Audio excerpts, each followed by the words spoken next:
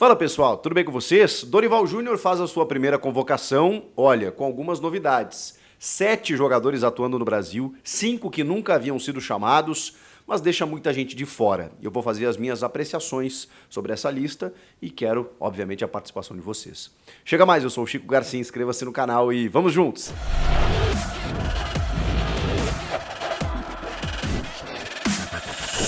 Já se inscreveu no canal? Vamos bater a meta de 1 milhão de inscritos? Falta muito pouco e eu conto muito com você. Você que assiste os meus vídeos costumeiramente e não está inscrito porque não sabe como funciona ou porque acha que não precisa, é um pedido meu. Se você puder, não custa absolutamente nada, é só clicar no botão de inscrever-se e pronto. Você pode continuar assistindo os vídeos, os meus e de quem você quiser, e não muda nada para você.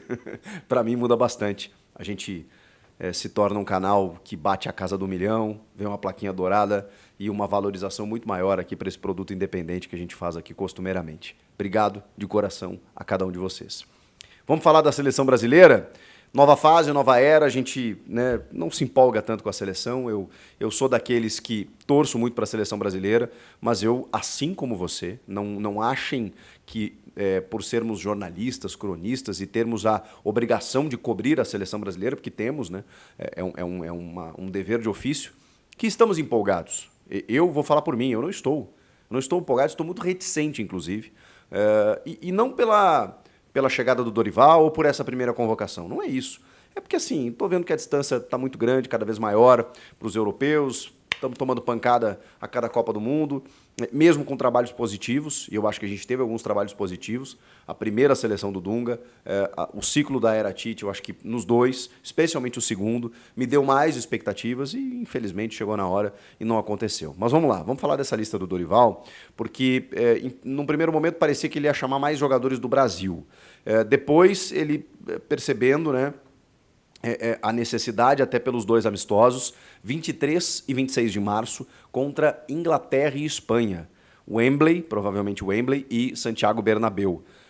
Finalmente, adversários poderosos, grandes testes de uma seleção que vem de resultados terríveis, com recordes negativos. A questão como foi trabalhada a situação Fernando Diniz é outra coisa. Agora que os resultados não apareceram, até porque o Diniz não é um cara que você consegue fazer ele ter resultados imediatos, ainda mais numa seleção brasileira, em que você tem muito mais conversa, poucos treinamentos e precisa de uma dedicação total.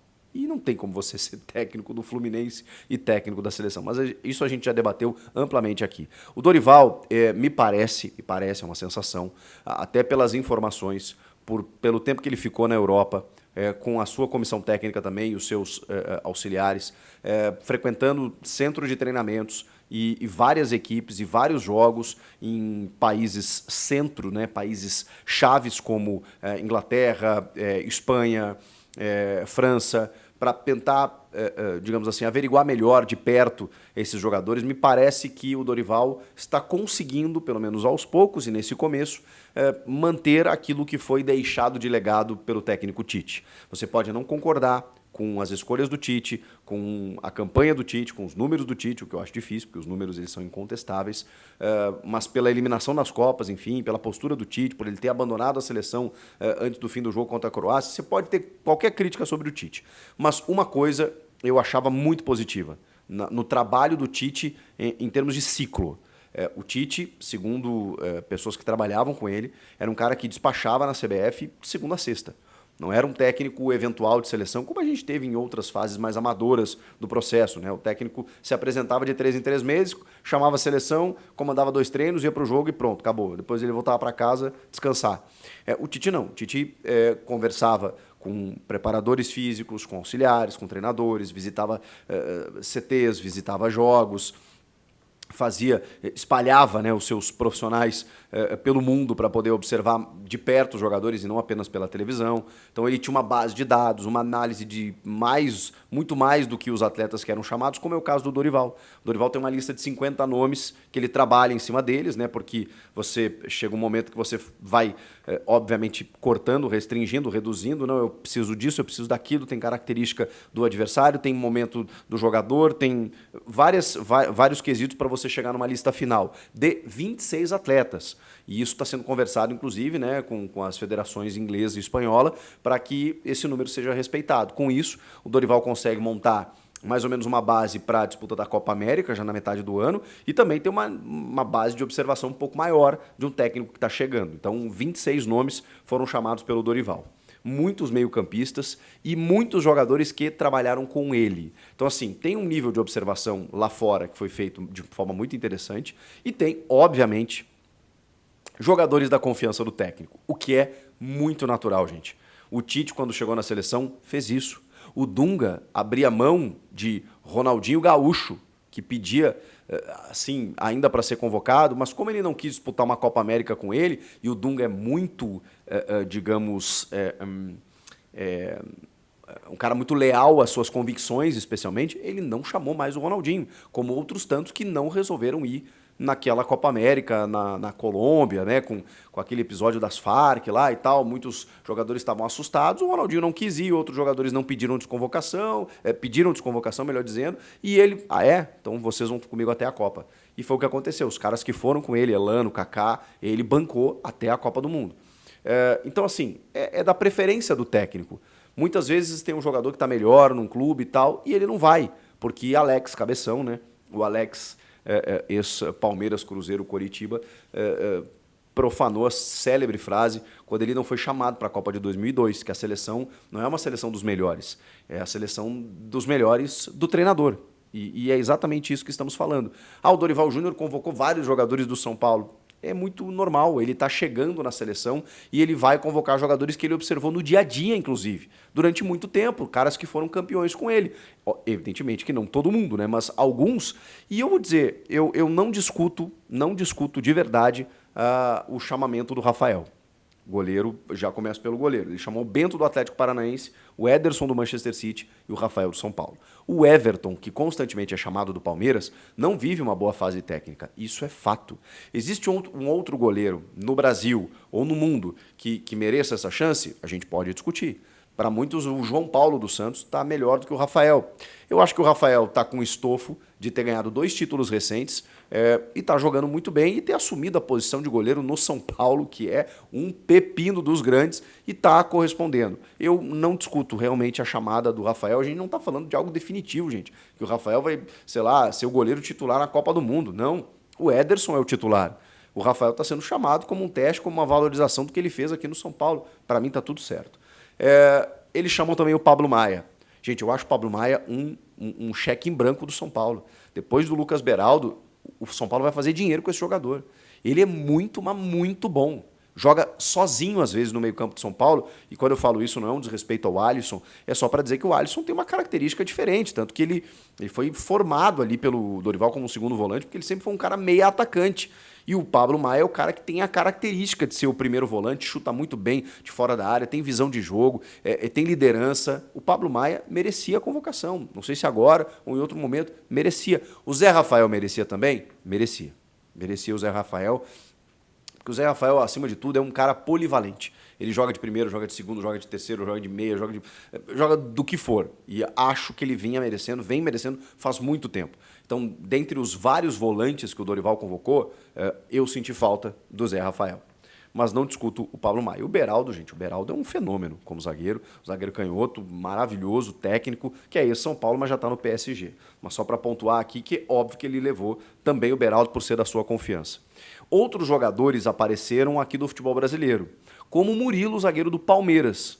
E eu confesso para vocês, todo mundo teve essa dúvida, né? Quando ele anunciou o Murilo, eu imaginei que fosse o Murilo do Nottingham Forest, que é o ex-jogador do Corinthians, canhoto, que é um baita zagueiro, que é um zagueiro absurdo, que é um zagueiro espetacular e que vem sendo eleito o zagueiro do mês da Premier League desde que chegou. O cara tá jogando uma enormidade por lá. Mas ele chamou o zagueiro do Palmeiras, que também é ótimo, o Murilo do Palmeiras, e que também merece a convocação, ou mereceria em algum momento.